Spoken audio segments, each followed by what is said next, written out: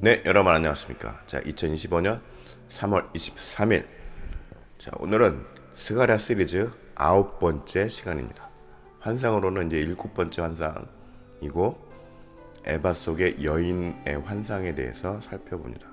자, 오늘은 두 종류의 죄라는 제목으로 스가랴서 5장 5절에서부터 11절까지의 말씀을 본문으로 합니다.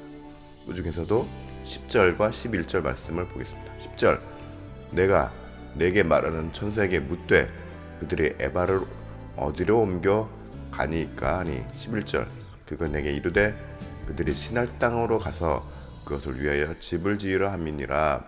준공되면 그것이 제 처소에 머물게 되리라 하더라.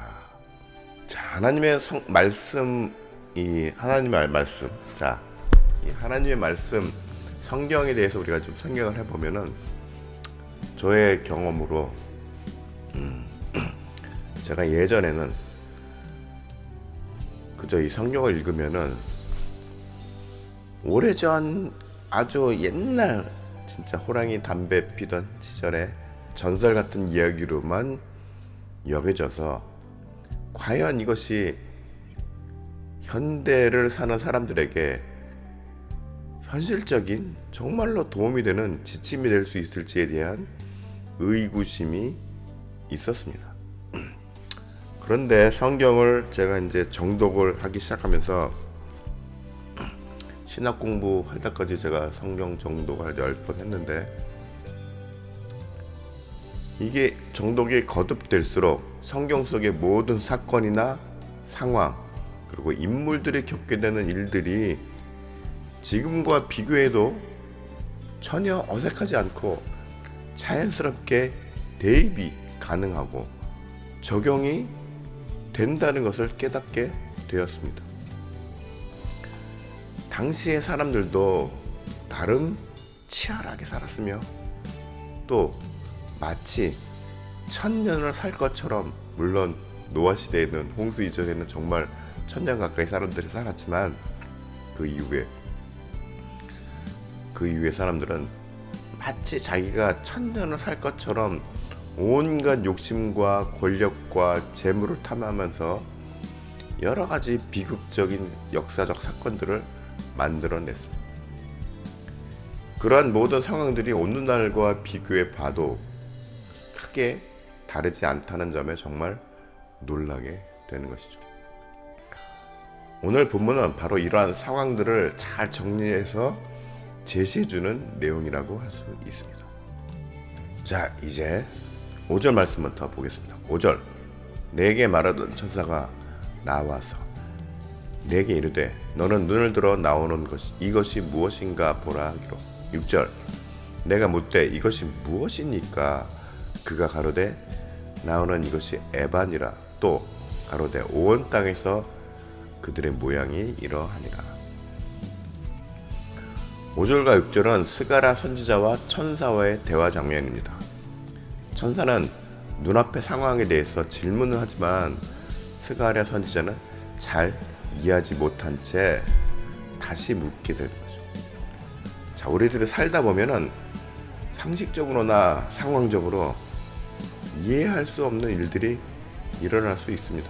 그렇죠? 그러한 일들이 좋은 쪽에서 긍정적인 일이면은 뭐 감사하면서 지나갈 수 있을 것입니다. 그런데 만약에 힘들거나 불행한 일이라면 정말 괴롭겠죠. 그리고 나아가서 하나님께 따지듯이 울부짖을 수도 있을 것입니다. 그런데 중요한 것은 모든 상황에는 그 당시에는 알 수 없지만 세월이 지난 후에 알게 되는 일들도 있을 수 있습니다. 그렇죠?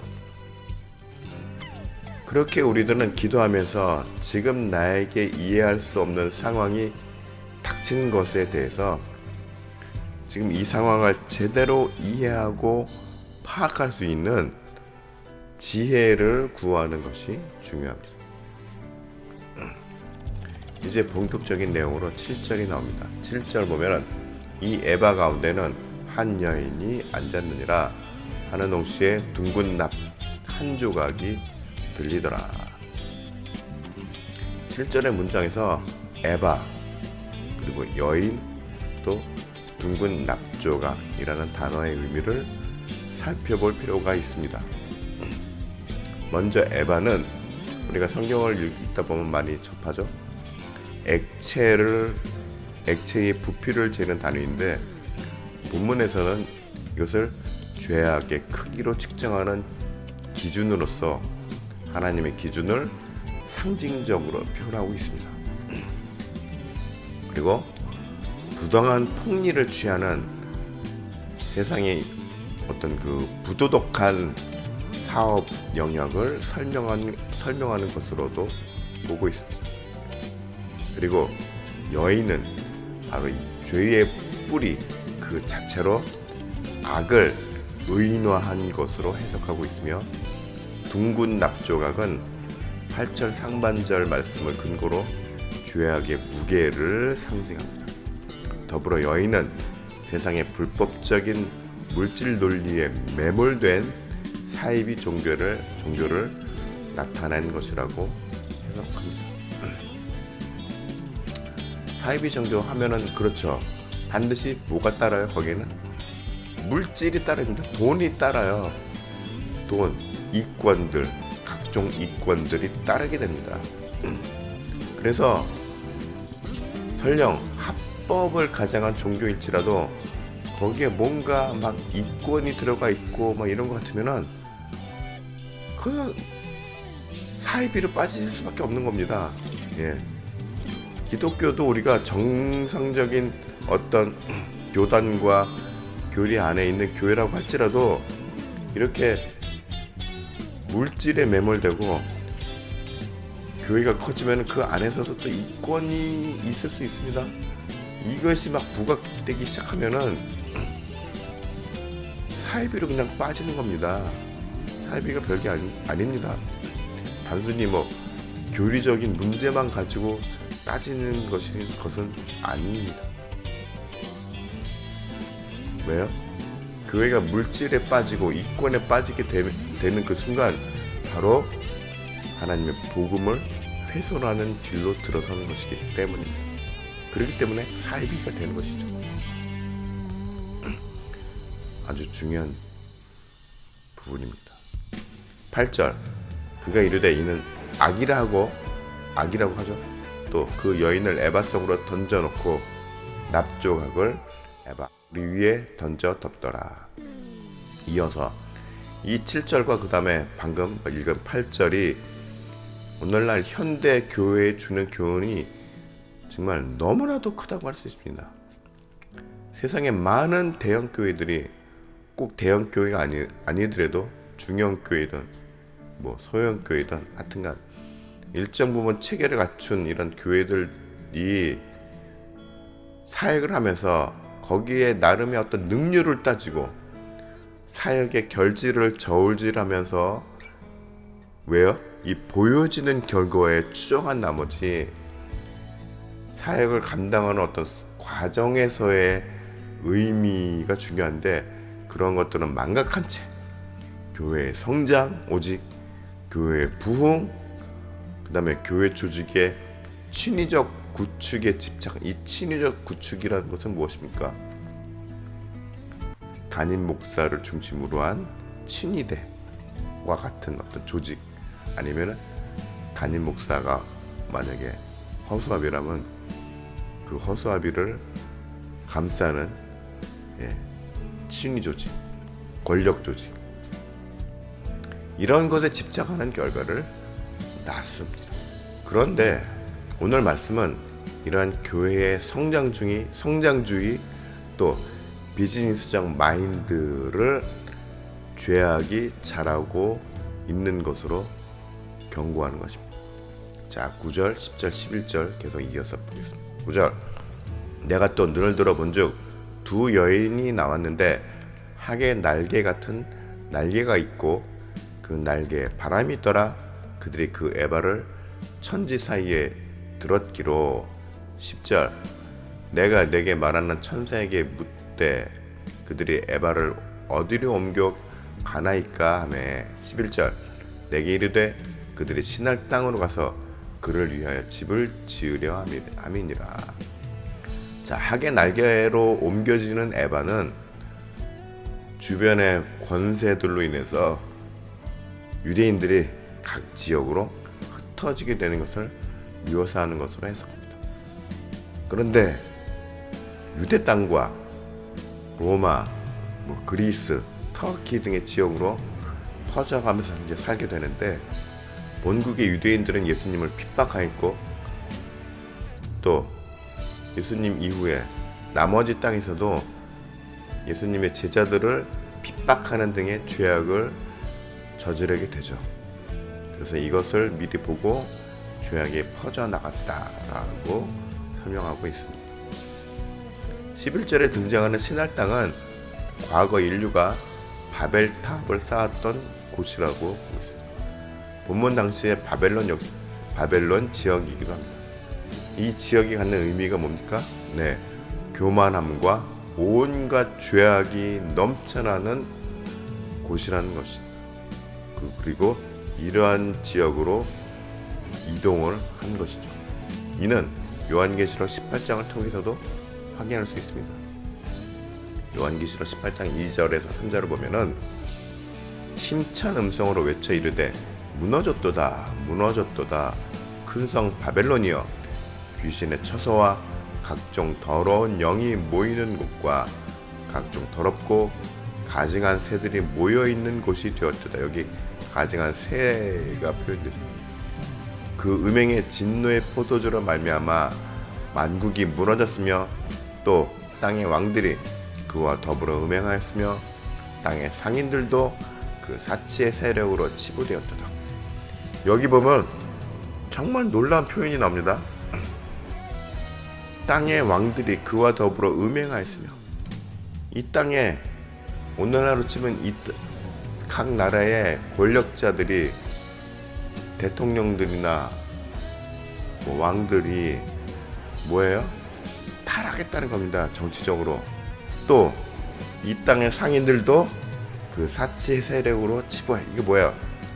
오늘날 말하면은 대기업들 회장들, 대기업 오너들 이 사람들도 타락했다는 것입니다. 굉장히 놀랍지 않습니까? 아주 날카롭게 지적하고 있습니다. 물질적 타락은 곧 교회에도 영향을 주어서 반드시 영적인 타락으로 연결이 됩니다. 제가 원고했을 때는 연결될 수 있습니다 라고 썼는데 아니죠. 물질적인 타락은 반드시 영적인 타락으로 연결될 수밖에 없습니다. 네, 물론 우리가 이 세상에 살면서 물질, 돈 필요하죠. 그러나 기본적인 의식주와 일반적으로 우리가 자녀들이 이제 어려서 장력을 양육하고 교육에 필요한 교육에 들어가는 여러 가지 물질들 있죠. 그런 거 빼고 과도한 사치와 또 권력을 추구하기 위한 물질의 집착은 죄악의 늪으로 빠지는 지름길이다는 것을 오늘 말씀은 경고하는 것입니다. 더불어 교회를 망치고 각자의 믿음마저도 죄악에 오염시키는 길이 될 수 있습니다. 굉장히 중요한 말씀이죠. 11절 하반절 보면 준공되면 그가 제 처소에 머물게 되리라 하더라. 당시의 바벨론은 오늘날 경제에서 이야기하는 천민자본주의의 본질을 떠올릴 수 있습니다. 이건 뭐예요? 착취를 했습니다. 일반 백성들은 착취했던 착취 경제를 추구했던 곳이기도 합니다. 그로 인해서 얻어지는 모든 물질적인 부를 어디다 써요? 사치와 향락으로 소비한 것입니다. 이러한 지역의 어떤 본질에 에바가 옮겨져 정착했다는 것은 뭐예요? 이 죄악의 본고지에서 그 영향력을 더더욱 키워나가게 될 것임을 설명하는 것입니다. 그리고 하나님께서는 이 악이 차고 넘치는 때가 이르게 되면 어떻게 하실까요? 네, 심판하시게 될 것임을 우리는 잊지 말아야 합니다. 누가복음 21장 24절을 보면은 그들이 칼날에 죽임을 당하며 모든 이방에 사로잡혀 가겠고 예루살렘은 이방인의 때가 차기까지 이방인들에게 밟히리라. 오늘의 말씀은 현재를 사는 우리들에게도 그대로 적용될 수 있는 아주 엄중한 경고의 말씀이죠. 성도들이 그리고 말씀 위에 바로 선 교회들이 그런 교회들도 있죠. 예. 세상의 물질적 유혹과 타락에 휘말리지 않으며 주님의 사역을 인내로서 감당할 때 길이 형통해질까요? 역설적으로 고난은 늘 따르게 됩니다. 역설적으로. 예. 왜요? 이 세상에서 말씀대로 올바로 사역을 한다는 것이 결코 쉬운 일이 아니기 때문입니다. 그렇기 때문에 늘 고난은 따르게 됩니다. 그럼에도 우리는 그것을 인내로서 감당해 나가야 하는 것이죠. 에베소서 3장 8절에 모든 성도 중에 지극히 작은 자보다 더 작은 나에게 이 은혜를 주신 것은 측량할 수 없는 그리스도의 풍성함을 이방인에게 전하게 하시고, 자 여기 보면은 지극히 작은보다 더 작은 나에게 라는 표현이 있습니다. 비록 저는 세상에서 볼 때 정말 보잘것없고 아무런 가치 없어 보이는 사람처럼 느껴질지라도 주님께서 우리들 각자에게 주신 사명들이 그래도 있는 것입니다. 저에게도 사명이 있습니다. 그 누구도 인정해주지 않고 알아주지 않지만 저에게도 맡겨진 사명이 있습니다. 그것은 세상에서 가장 작은 자들, 세상에서 외면된 사람들, 세상에서 버려진 사람들을 섬기고 살피는 것입니다. 마태복음 25장 35절 36절 보면 유명하죠.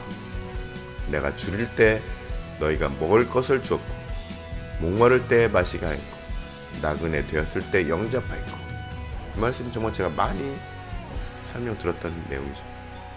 헐벗었을 때 옷을 입혔고 병들었을 때 돌보았고 옥에 갇혔을 때 와서 보았다. 또 40절 말씀을 보면은 임금이 대답하여 이르시되 내가 진실로 너에게 이르노니 너희가 여기 내 형제 중에 지극히 작은 자 하나에게 한 것이 곧 내게 한 것이니라 하시고, 세상에서 추구하는 성공, 권력, 위대한 업적 등의 마음을 빼앗겨서 정작 주님께로부터 받은 가장 소중한 사명을 외면한 채 살아가는 그러한 인생은 죄의 길로 가는 것입니다. 거기에서 벗어나시기 바랍니다. 비록 작고 티도 안 나는 일일지언정 주위의 연약한 사람들을 작은 힘이나마 도우며 챙기는 일은 끝도 없는 무의미한 일처럼 느껴질 수도 있지만, 그러나 거기에 소망이 있는 것은 결코 주님께서 이러한 일에, 이러한 사명에 잊지 않으시고 가장 고귀하고 소중한 사역이 되도록 이끌어 주신다는 것입니다. 오늘의 말씀에서 경고한 두 가지 죄가 있습니다. 하나는 물질적인 타락, 또 그로 인해서 반드시 빠지게 되는 영적인 타락입니다. 이 두 가지 죄를 우리는 늘 경계하며 살아야 합니다. 주님께서는 사랑하시는 자녀들에게 작은 일에 충성하도록 하면서 지혜롭지 못한 듯 미련한 것처럼 보이는 일들을 맡기십니다. 그러면 그럴 때 우리들은 불만하거나 불평하지 말고, 혹은 나는 이러한 인간밖에 안 되나라고 자기를 비하하지 말고 오히려 기뻐하며 감사함으로 충실히 그 사명을 감당해 나가는 것이 그야말로 복된 믿음의 길로 가는 것이라는 것을 우리는 기억해야 합니다. 또 그러한 길로 갈 때 늘 주님의 은혜가 함께하게 될 것임을 우리는 기억해야 하는 것입니다. 여러분들 모두 물질의 유혹에 빠지지 않으며 영적으로 늘 깨어있는 참 그리스도인, 주님께서 인정하는 의인의 삶을 완성해 나가는 그러한 성도들이 되시기를